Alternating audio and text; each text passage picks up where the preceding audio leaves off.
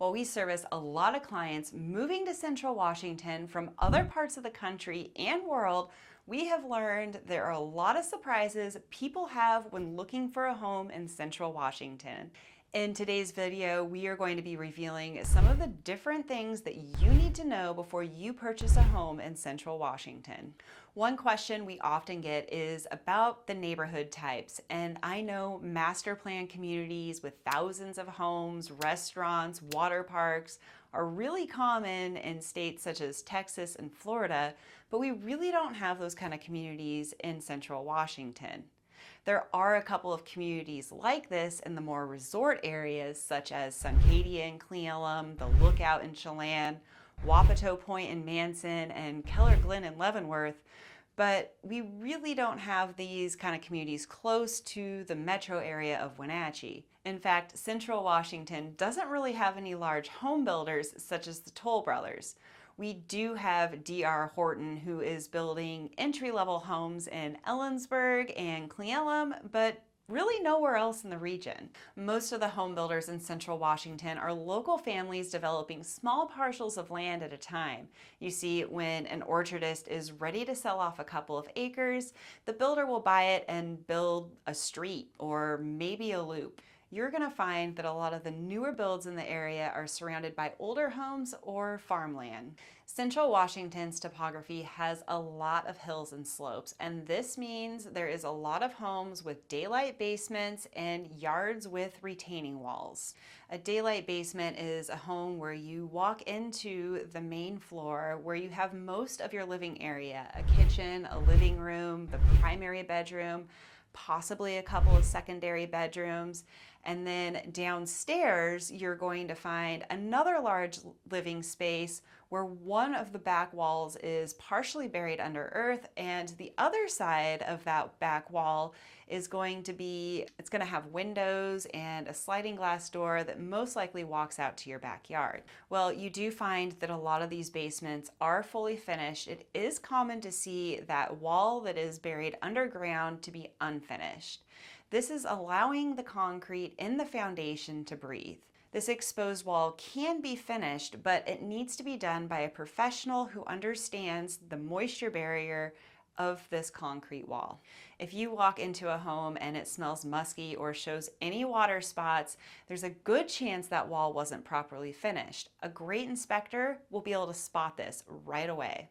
This brings us to our next subject of inspections.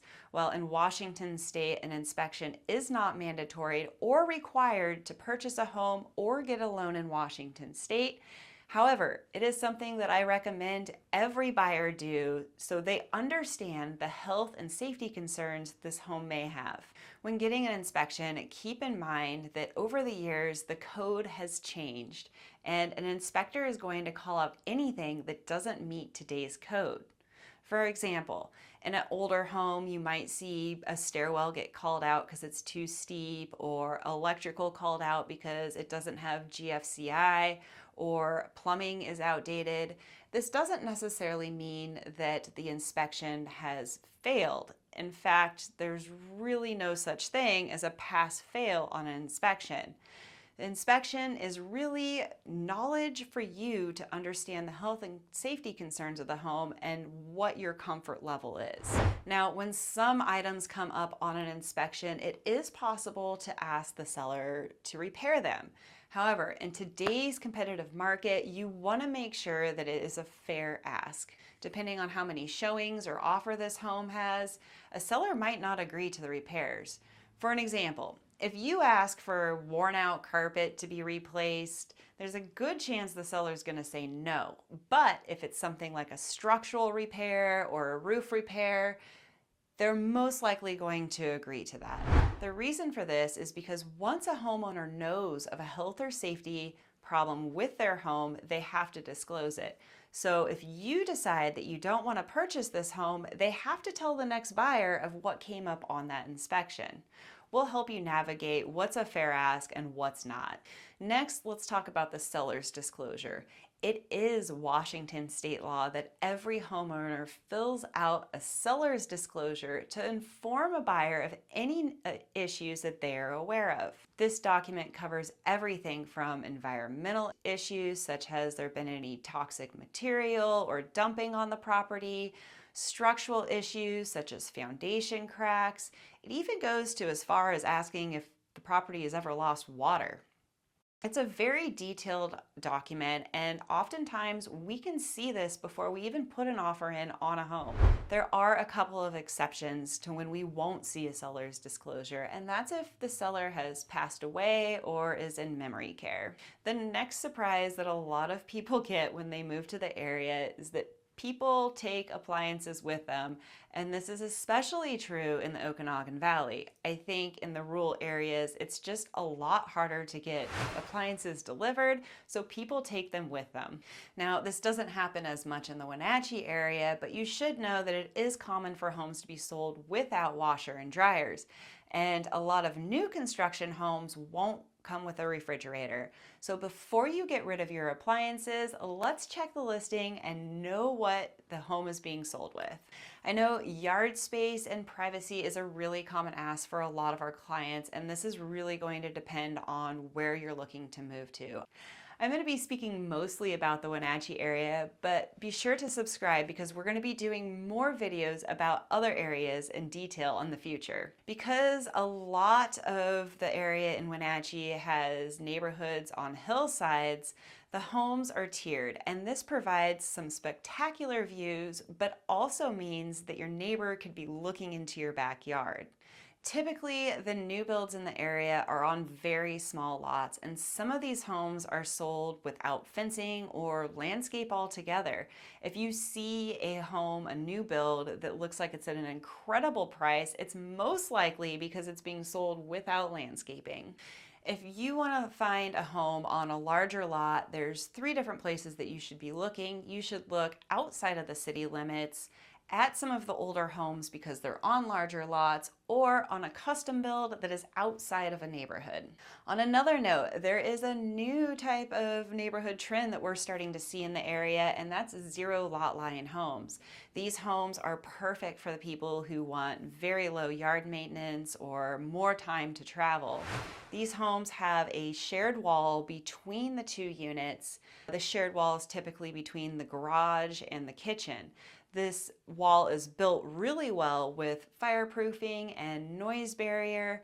These homes will typically have a small patio in the backyard and maybe a 2-foot wide patch of grass. If you're okay with being outside of town a little bit, there is plenty of homes available with acreage, views, and a lot of privacy. Make sure to watch for the video coming out talking more specifically about the neighborhoods in Wenatchee. Another really common question that I get is about septic, and we have a lot of septic in Central Washington. The public sewer system really only services a small radius around the city center or that water district.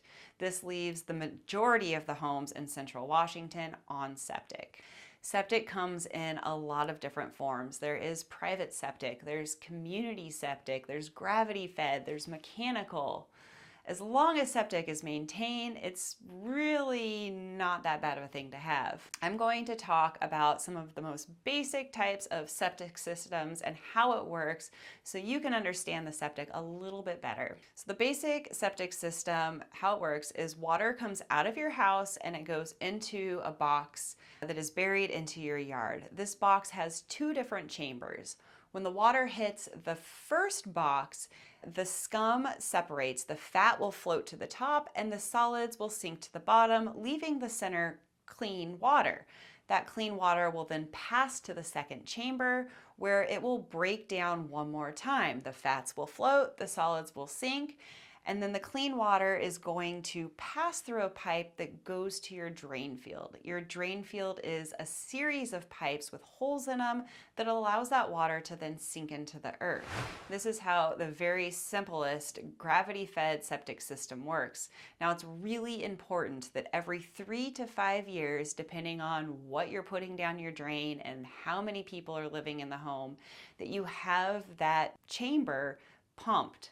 Where most septic fails is if the scum, the solids, or the fat build up too much and are able to pass through to the drain field, clogging those holes, not allowing the water to pass through. This repair can be very costly and cost tens of thousands of dollars to fix. Now, this isn't to scare you. This is more to let you know how simple septic really is, and it really works well as long as you keep up on the pumping schedule. What questions do you have that we didn't cover? Leave them in the comments below. I'm Amanda Dallman, your Central Washington Realtor. We would love to help you find your home.